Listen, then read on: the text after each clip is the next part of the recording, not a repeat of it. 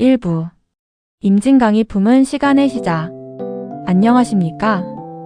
오늘부터 여러분과 함께 천년의 역사와 문화 그리고 한반도의 평화가 살아 숨쉬는 도시 파주를 여행해 보겠습니다. 많은 사람들은 파주를 떠올리면 먼저 비무장지대 디밀러터라이즈드 존 DMZ나 임진각 혹은 출판 도시를 생각합니다. 그러나 파주의 진정한 역사는 그보다 훨씬 오래전으로 거슬러 올라갑니다. 과연 사람들은 언제부터 이 땅에 살기 시작했을까요? 파주의 역사는 조선 1392만 1910보다도 고려 918만 1392보다도 삼국시대 기원전 57기원 후 668보다도 훨씬 이전인 수만 년 전 선사시대로 이어집니다. 오늘은 그 긴 시간의 첫 장을 함께 열어보겠습니다. 파주는 경기도의 북서부에 자리한 도시입니다. 북쪽으로는 군사분계선 밀러테리 디마케이션 라인 MDL을 사이에 두고 북한과 마주하고 있으며 서쪽에는 한강, 북쪽에는 임진강이 흐릅니다. 동쪽으로는 고향과 양주, 남쪽으로는 서울에는 공식 한자가 없습니다가 가까워 예로부터 사람과 문화가 오가는 중요한 길목이었습니다. 현재의 면적은 약 672에 이르며 경기도에서도 넓은 지역에 속합니다. 그러나 이 넓은 평야와 강은 단순히 아름다운 풍경만을 의미하지 않습니다. 인류는 물이 있는 곳에서 살아왔습니다. 강은 마실 물을 제공했고 물고기를 잡을 수 있었으며 비옥한 토양은 농사를 가능하게 했습니다.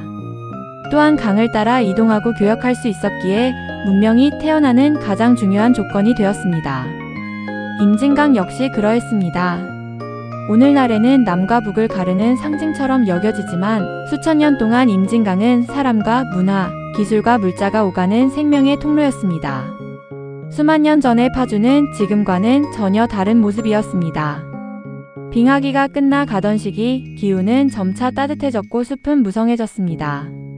들판에는 사슴과 멧돼지가 뛰어다녔고 강가에는 물고기와 조개가 풍부했습니다. 사람들은 계절에 따라 이동하며 동물을 사냥하고 열매를 채집했습니다. 당시 사람들에게 가장 중요한 것은 먹을거리와 안전이었습니다. 그들은 임진강 주변에 낮은 구름과 햇볕이 잘 드는 언덕에 머물며 돌을 깨뜨려 도구를 만들었습니다. 이 시기를 우리는 구석기 시대, 약 70만 년 전기원전 약 8천년라고 부릅니다. 구석기인들은 아직 농사를 짓지 않았고 집도 짓지 않았습니다.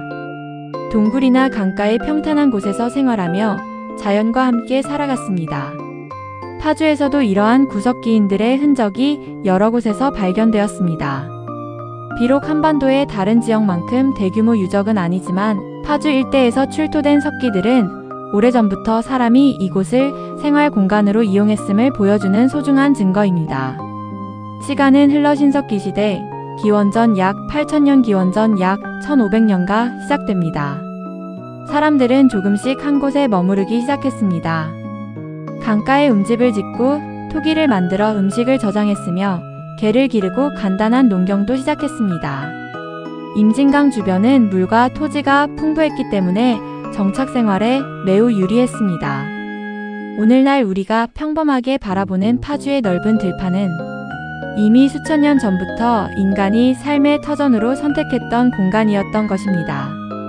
사람들은 강에서 고기를 잡고 산에서는 나무와 열매를 얻었으며 비옥한 충적지에서는 조화기장 같은 곡식을 재배하기 시작했습니다. 인류의 삶은 조금씩 떠돌아다니는 생활에서 마을을 이루는 생활로 바뀌어 갔습니다. 그 변화의 중심에도 임진강이 있었습니다. 파주의 역사를 이해하려면 먼저 지형을 이해해야 합니다. 도시는 사람이 만들지만 역사는 자연이 방향을 정하는 경우가 많습니다. 북쪽의 산맥과 남쪽의 평야, 그리고 한강과 임진강이 만나는 지리적 조건은 파주를 예로부터 군사와 교통, 경제의 요충지로 만들었습니다. 훗날 삼국이 이 땅을 차지하기 위해 다투고 고려와 조선의 북방 방어선이 형성되며 한국전쟁 1950만 1953의 격전지가 되었던 것도 결국 이 지리적 특성에서 비롯되었습니다. 그러나 그 모든 역사의 출발점은 아주 단순했습니다. 사람이 살기 좋은 땅. 바로 그것이었습니다. 수만 년 전 한 무리의 사람들이 임진강 기슭에 발을 디디며 시작된 작은 삶은 오랜 세월을 거쳐 오늘날 인구 수십만 명이 살아가는 도시 파주로 이어졌습니다. 다음 시간에는 청동기 시대, 기원전 약 1500년 기원전 300년화 고조선, 기원전 2333, 기원전 108, 그리고 삼국시대의 시작 속에서 파주가 어떤 역할을 했는지 함께 살펴보겠습니다. 2부 청동기 문화와 삼국이 탐낸 땅. 지난 시간에는 임진강을 중심으로 시작된 파주의 선사시대를 살펴보았습니다. 구석기 시대 약 70만 년 전 기원전, 약 8000년화 신석기 시대, 기원전 약 8000년 기원전 약 1500년을 거치며 사람들은 이 땅에 정착하기 시작했고 임진강은 생명의 젖줄이자 문명의 통로가 되었습니다. 이제 시간은 수천 년을 더 흘러 청동기 시대, 기원전 약 1500년 기원전, 약 300년로 접어듭니다. 이 시기는 단순히 도구의 재료가 돌에서 청동으로 바뀐 시대가 아니었습니다. 농업이 본격적으로 발전하고 마을이 커지며 계층이 생겨나고 권력을 가진 지배층이 등장한 인류 문명의 커다란 전환점이었습니다. 청동기 시대의 사람들은 이전보다 훨씬 안정된 삶을 살기 시작했습니다. 돌을 갈아 만든 반달돌 칼로 곡식을 수확하고 나무를 베어 집을 짓고 농가 밭을 일구었습니다. 파주 역시 예외가 아니었습니다. 임진강과 한강이 만들어낸 넓은 충적평야는 벼농사와 밭농사에 매우 적합했습니다. 사람들은 강가의 낮은 구릉 위에 마을을 만들었고 비옥한 들판에서 농사를 지으며 생활했습니다.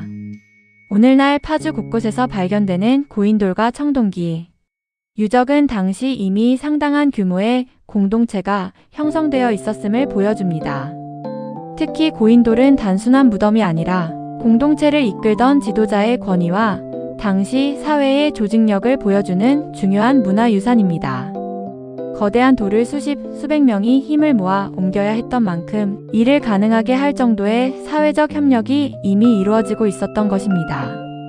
기원전 10세기 무렵이 되면 한반도 북부와 만주 일대에서는 고조선, 기원전 2334, 기원전 108의 세력이 성장하기 시작합니다. 단군 왕검의 건국신화는 역사와 전설이 함께 전해지지만 고조선이 한반도 북부의 강력한 정치 세력이었다는 사실은 여러 기록과 고고학적 연구를 통해 확인됩니다. 파주는 고조선의 남쪽 경계와 가까운 지역으로 당시에도 중요한 생활권 가운데 하나였을 것으로 추정됩니다. 임진강을 따라 북쪽과 남쪽을 오가는 사람들과 물자는 자연스럽게 이곳을 지나갔습니다. 파주는 이미 수천 년 전부터 길목의 도시였던 셈입니다. 기원전 108년 한무제 제위기원전 14,187는 고조선을 멸망시키고 한사군 기원전 108을 설치합니다. 이 사건은 한반도 북부의 정치 질서를 크게 바꾸어 놓았습니다.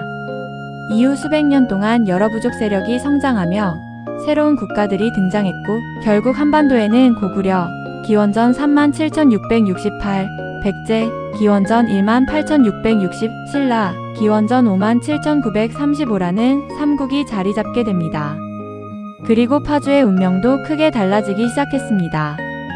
삼국 가운데 가장 먼저 파주 일대를 장악한 나라는 고구려였습니다. 고구려는 압록강 유역에서 성장한 뒤 남쪽으로 세력을 넓혀 한강 유역까지 진출했습니다. 특히 광개토대왕 37만 4,413과 장수왕 39만 4,491 시기에는 영토가 크게 확장되면서 파주를 비롯한 임진강 유역은 고구려의 중요한 방어선이 되었습니다. 고구려가 이 지역을 중요하게 여긴 이유는 분명했습니다. 임진강은 천연의 방어선이었고 한강으로 진출하는 관문이었기 때문입니다. 강을 지키는 것은 곧 수도와 남부 영토를 지키는 일이었습니다. 그러나 이 땅을 노린 나라는 고구려만이 아니었습니다. 백제와 신라도 한강 유역을 차지하기 위해 치열한 경쟁을 벌였습니다. 특히 한강 유역 쟁탈전 56세기은 삼국의 운명을 바꾼 중요한 역사적 사건이었습니다. 한강을 차지하면 농업 생산력이 높아지고 중국과의 교류가 쉬워졌으며 군사적으로도 매우 유리했기 때문입니다. 파주는 바로 그 전략적 요충지에 자리하고 있었습니다. 평화로운 농촌이었던 이곳은 어느 순간부터 군사들이 오가고 성곽이 세워지는 긴장의 땅으로 변해갔습니다. 시간이 흐르며 삼국은 수없이 충돌했고 임진강은 때로는 평화로운 교역의 길이었고 때로는 치열한 전쟁의 최전선이었습니다. 하지만 흥미로운 점은 전쟁이 끝날 때마다 사람들은 다시 강가로 돌아와 논을 일구고 집을 짓고 아이를 키우며 삶을 이어갔다는 사실입니다. 역사는 왕과 장군만이 만드는 것이 아니라 이름 없이 살아간 평범한 사람들의 일상이 쌓여 이루어진다는 사실을 파주의 역사는 우리에게 조용히 일깨워줍니다. 7세기에 이르러 신라는 당과 연합하여 백제와 고구려를 차례로 멸망시키며 삼국 통일의 길을 열었습니다. 이 과정에서 파주 역시 새로운 시대를 맞이하게 됩니다. 그러나 통일 이후에도 이 지역은 여전히 북방 방어의 핵심 거점이었습니다. 이러한 지리적 중요성은 훗날 고려 918만 1392 시대와 조선 1392만 1910시대에도 변하지 않았습니다. 오히려 파주는 더욱 중요한 군사행정 도시로 성장하게 됩니다. 다음 시간에는 고려의 북방 정책과 함께 파주라는 이름이 어떻게 자리 잡게 되었는지, 그리고 훗날 윤관 1040만 1111과 같은 명장들이 활약하던 시대의 이야기로 여러분을 안내하겠습니다.